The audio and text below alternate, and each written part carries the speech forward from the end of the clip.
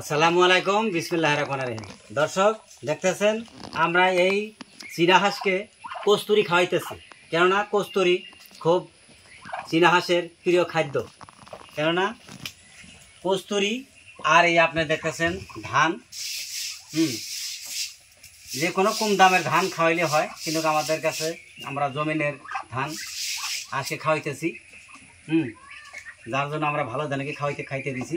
কিন্তু আরেকটা কথা হইলো, চীনা হাঁসের কিন্তু ব্যারাম আদি কম, কিন্তু ব্যারাম আদি কম হইলেও কিন্তু চীনা হাঁসকে রাখার এগুলো জায়গা ভালো জায়গায় রাখা লাগে। যে জায়গাটা চীনা হাঁস রাখবেন সেই জায়গাটা যেন কোন সময় ভিজা লেত্রা থাকে না, থাকলে কিন্তু বেমার হওয়ার সম্ভাবনা থাকবে।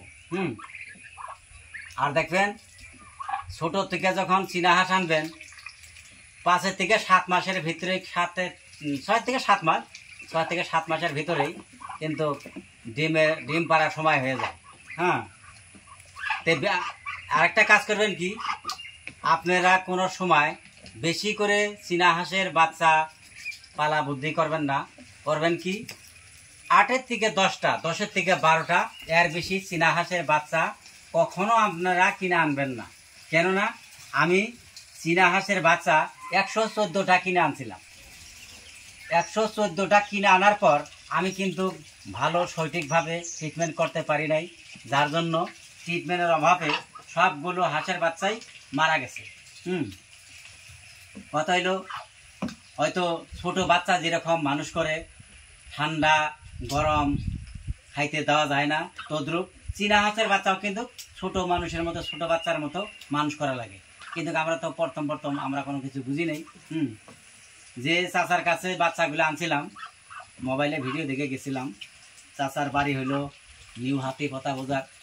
সে চাচার বাড়িতে গেলাম, যাওয়ার পর চাচা কয়, বাড়ি কোথায় চাচা? আমি বললাম যে আমার বাড়ি তো বহুত দূর, পশ্চিম গারো হিলস, মেঘালয়, পুরা ডিস্ট্রিক্টে বাড়ি। তে বললাম, চাচা আমি তো আপনার খামার দেখে খুব ভালো লাগছে, তে আপনার কাছে আমি চীনা হাঁসের বাচ্চা নিতে আইলাম। মোটামুটি যে চাচা বললো কত নিবা? বললাম কমসে কম 200। তখন চাচা হাসে, কয় না বাবুরে, তুমি কি আগে কি কোনো খামার করছিলা? আমি বল না, আমি তো কোনো খামার করি নাই। কয় তাহলে বাবা তো ওগুলো হাঁসের বাচ্চা নেওয়ার দরকার নাই, জুলুম 10টা বাচ্চা নিয়ে যাও। তেমন চাচার কথা কোনো গুরুত্বই দিলাম না, যে না আমার টাকা আছে, আমি কিনবো, নিজের টাকা দিয়ে ঘরও বানাইছি। কিন্তু টাকা থাকলে যে বিজনেস করা যায় এমন কথা কিন্তু না। তারপরে চাচার কথা মান্য করে আমি 200 নিতে চাইলাম। চাচা বলে যে তুমি 10 থেকে 12টা বাচ্চা নাও। তে আমি চাচার কথা মান্য করে কইলাম, না চাচা আমি এত কম নেব, এত দূর থেকে আসছি, বারবার আর কেমন করে আসবো, তা আমি বেশি করে নিয়ে যাই। বললাম কি, চাচারে কইলাম 114টা দেন। দেখি একটা খাঁচা এরিয়ার মধ্যে রাখছে, হিসাব করতে করতে দেখলাম যে 114টা হয়েছে, কিন্তু চাইছে কিন্তু 100। তে এখন চাচা কয়, বাবা আর 14টা বেশি হইলো, তে থাই না, ওটাও দেন। 114টা নিলাম।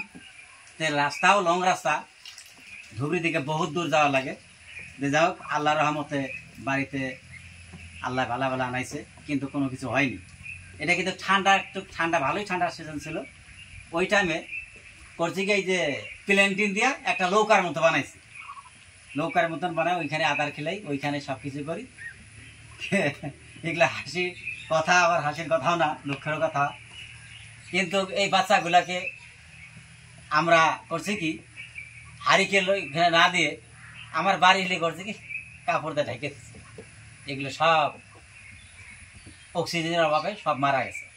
কিন্তু যখন সবটা ঘাড় ছেড়ে দিছে, লড়চড় করে না, আমরা ট্রিটমেন্ট বাদ দিলাম। ট্রিটমেন্ট বাদ দেওয়ার পর তখন আমার বাড়ি এলে কয়, না এরকম করে লড়চড় করতেছে, চেঁচাইতেছে, না দেখি ট্রিটমেন্ট করে দেখি।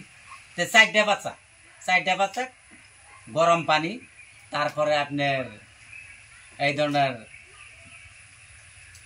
খাদ্য খাওয়াইয়া আল্লাহর রহমতে 4টা বাচ্চা ভালো হইল।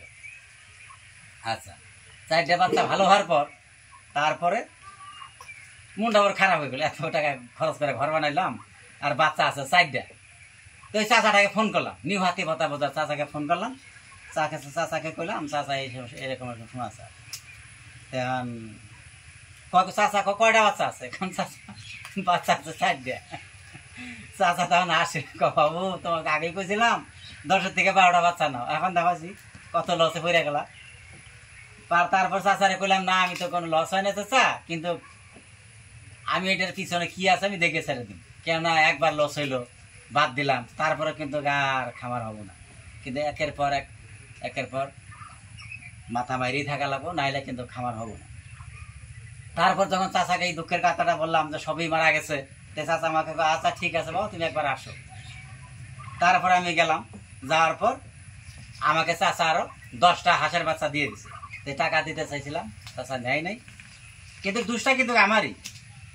হ্যাঁ, চাচা ওষুধ পানি কিভাবে ভ্যাকসিন করা লাগে, কিভাবে আদার খাওয়ান লাগে, কিরকম জায়গায় রাখা লাগে, এগুলো আমি কোনো কিছু খবর নেই। হ্যাঁ, কিন্তু আমার তো সে মারা গেছে, কিন্তু চাচার এখন কোনটা মনে হইলো, চাচা আমাকে 10টা বাচ্চা পরে আবারও এমনিই দিছে, ফ্রিতেই দিছে। হ্যাঁ, যার জন্য বলছি আপনারা হাঁসের খামার করলে কিছু যাই না সই না খামার করবেন, আর একবার ধনী হওয়া বুদ্ধি করবেন না, যে একবার ধনী হবেন, একবার ধনী হওয়ার পারবেন না। 5টা 6টা হাঁস রাখলেন, উন থেকে আল্লাহ পাক যে বাঁচায় রাখে, বাচ্চা দেব, ডিম দেবো, ডিমের থেকে বাচ্চা হবো, উন থেকে দেখবেন অনেক হবো।